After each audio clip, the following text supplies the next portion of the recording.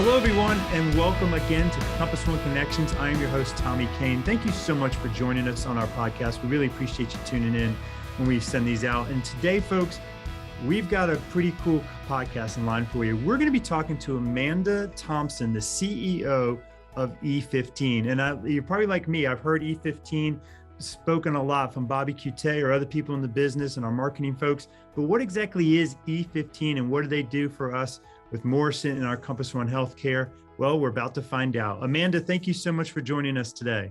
Absolutely. Thanks for having me, Tommy. It's great to be with you. Of course. Okay. So E15, what is E15 and what do you guys do for us? Just paint the picture for us.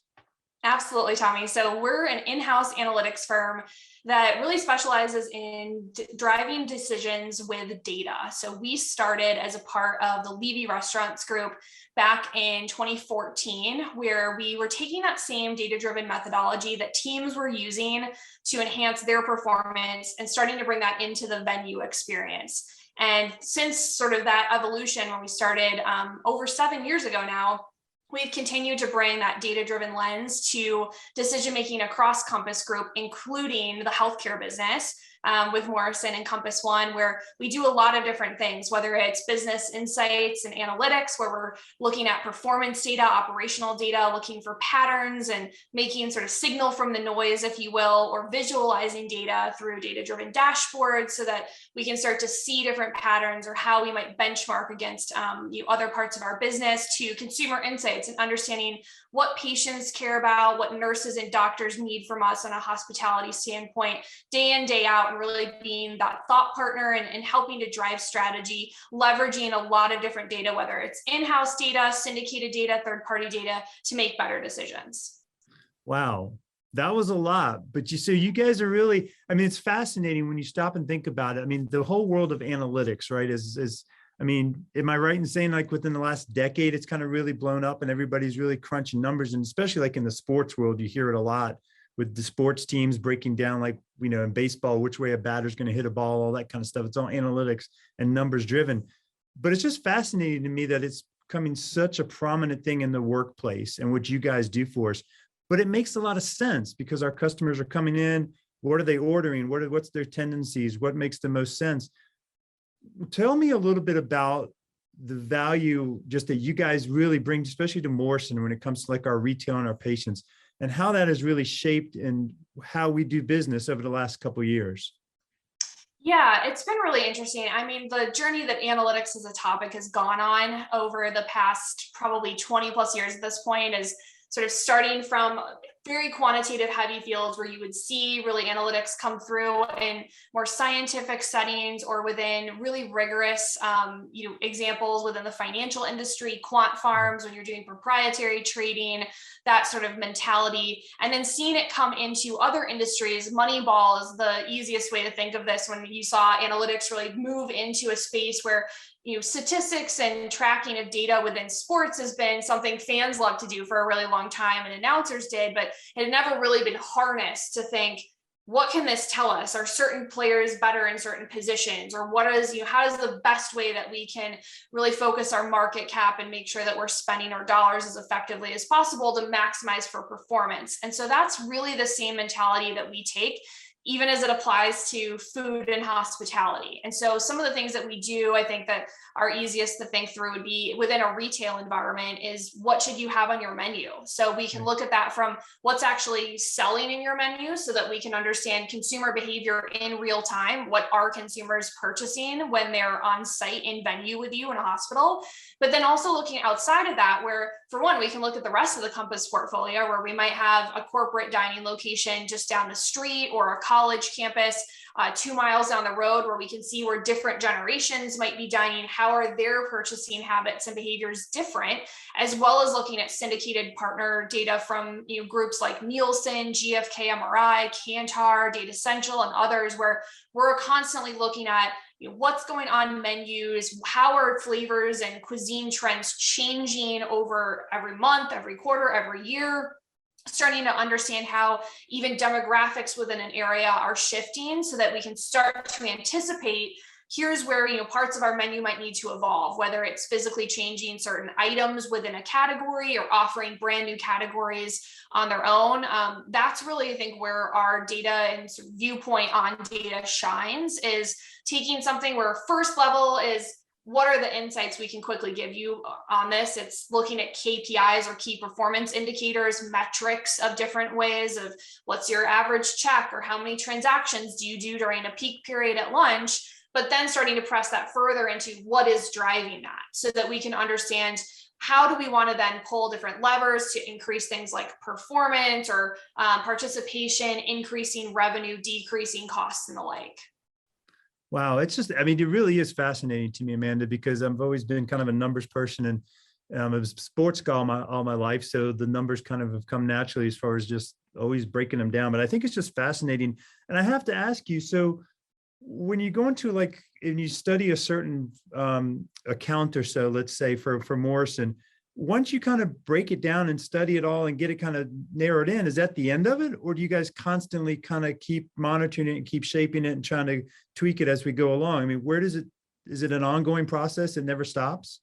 Yeah, I mean, I think ideally it is. Sometimes there are very compartmentalized tasks or, client situations where we might be saying we need to make a large CapEx decision here, or we have a triage situation. We really need to figure out what's going on, and we need to come in, help to set strategy or give insight to set strategy, and then we can kind of pop back out for a while. But I mean, I think the saying from Drucker holds constant, which is you cannot manage what you are not measuring. And I think that's really where analytics at its baseline starts, is helping to keep a pulse on the business, because we know our operators are incredibly talented.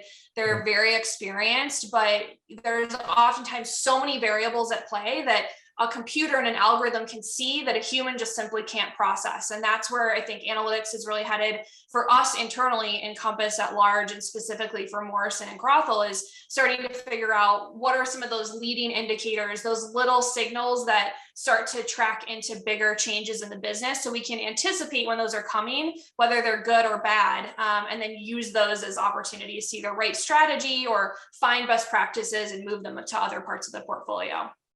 Okay. So let me ask you then, in the past year and a half, 2 years, obviously a big, huge, to keep the sports analogy going, a huge curveball, right? Yeah. With COVID. I mean, it just, nobody saw it coming. It's changed the landscape of the whole world, but especially what, we do and what you guys are now doing, because I'm sure all the numbers have been skewed all over the map. And so how do you harness that, and where do we go from there? Yeah, I think trying to find our next normal is the $1 million, $1 billion, $1 trillion question right now. And I Right. think what we're really doing is trying to get data in a best of a pattern as we possibly can. So there's been a lot of work happening between E15, Compass Technology, CDL, the sectors themselves, bringing all of our data together into one cohesive environment so that we can start to see some of these things rather than be more compartmentalized in our thought process. But it's really going to be a very nimble, rapid sort of response situation as businesses really start to reopen. I mean, we've seen certain industries like healthcare, right, is up over 100% what it was pre-COVID, but many of our other industries are still severely impacted and Right. not open to the way that they were before COVID, corporate dining being a main one. And so we're looking at some of those leading indicators out of businesses that are trying to return folks to the office. We're also doing a lot of primary research ourselves, so fielding surveys amongst the general population. So looking at, we did a large survey back over the summer, right before Delta really started rolling out, of how employees, whether they were white collar in manufacturing facilities and the like, how they approached returning to work, and when they did, what they cared about the most, what they wanted to eat when they were there, what kind of technology they wanted to use, what health and safety measures they needed to see to want to continue to go into those spaces. And so taking that data has helped us to start to get ahead of the curve, but it's going to be very interesting to see how humans behave, because we don't really have anything within any recent memory, or for sure a large data set that helps us anticipate how consumers will have changed during this time. It's one thing to ask them, it's a totally different thing to see how they truly act differently when they're in venue with us, whether that's in a sports arena, at a college campus, in the work environment, or in a hospital. Yeah, and it's going to take some time, like you said, and maybe a year, a couple of years before we really figure out what everybody needs and wants after this past year and a half. But it's great that we have people like you to help us do it, because I mean, that's really, I mean, it's going to help take that curve and make it a lot faster. I mean, everything's going to get back to normal. The faster we can kind of figure out what people want to make them feel comfortable, to make them what they want to eat and what their situations are, the faster we can kind of tailor everything towards that, and the more that you and I and everybody else, it will feel more normal, correct? 100% agree with you. Yeah, Yeah. I think the thing we're trying to do right now is figure out, knowing that we've got a lot of impacts to our business right now. You've got major labor challenges, which Right. everyone's facing, regardless of industry, really. We've got massive supply chain issues. You've got cost inflation. There's a lot of headwinds that are headed at, not just Compass, but many different industries. And so one of the things analytics can do is to start to head some of those off, which is, let's Right. make sure we've tightened up our menus. Let's make sure that they're operationally feasible. Let's make sure that we're cross-utilizing ingredients when we can get a hold of them. We're being really smart about what we are putting on the menu relative to what we can source in the market. And that's where analytics can really shine, whether it's through E15, through food buy, through many of the other sector work that's happening. I'm excited to see more and more people using data to make decisions, especially now, because it's really the only way that we can start to get, I think, strategy wrapped around this very uncertain time. Yeah. So let's switch gears again and go back one more step to the relationship with Morrison. I just know how much work you guys do with Morrison Compass One Healthcare.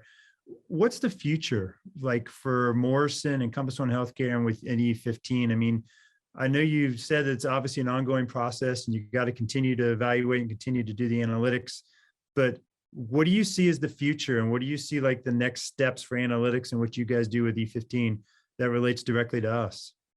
Yeah, it's so interesting. I mean, the healthcare industry is one that has been very, I think, cutting edge when it comes to leveraging data when they look at patient outcomes and at financial operations of the hospital systems themselves and things like sourcing products, GPOs. I don't know that we've had the ability before to really take that same approach to our business, just the way that we've had sort of non-consolidated data across different sectors and partners. And I think that's one of the ways that we've really been exploring with Morrison and Crothall, is how we can help take some of the learnings we've had in helping other sectors build a real data asset, and then have that enabled and ready for analytics, because those are two different things. Conglomerating a bunch of data and throwing it in a glacier bucket so that you can go back to it 10 years later if you want to, is really different than transforming it and preparing it for analytics, for predictive modeling, for visualization. And so that's where we're really looking to partner. And I think many of the strategic partners that Compass One has built have been very important as well, whether it's with SG2 or Press Ganey or Vizient, like having those partnerships and the ability to see what else is happening within the broader healthcare industry, I think helps us also think differently about how we can apply different analytics to this business, and see tons of opportunity beyond some of the ways we integrate and support right now, which many of you probably are familiar with the Acuity platform. That was something that came into E15 about a year ago now, so you likely interact with that in some capacity. So we continue to press forward in the way that we're gathering data, helping to visualize and report back on data, and think there's lots of fun things that we can do within the healthcare industry with you all. Yeah, it's like I said to me, it's just fascinating to me, and it's so exciting because if you feel like you just got the ace in the hole, so to speak, when you got something like E15 there, just helping knowing that like you won't see any big surprises coming up, because you guys are going to be so ahead with breaking down the numbers and doing the data. And to me, it's just cool. It's just very fascinating. And thank you very much for everything you guys do for us, for sure. But before I let you go, I have to put you on the Compass One Connections hot seat. Do you know much about this at all?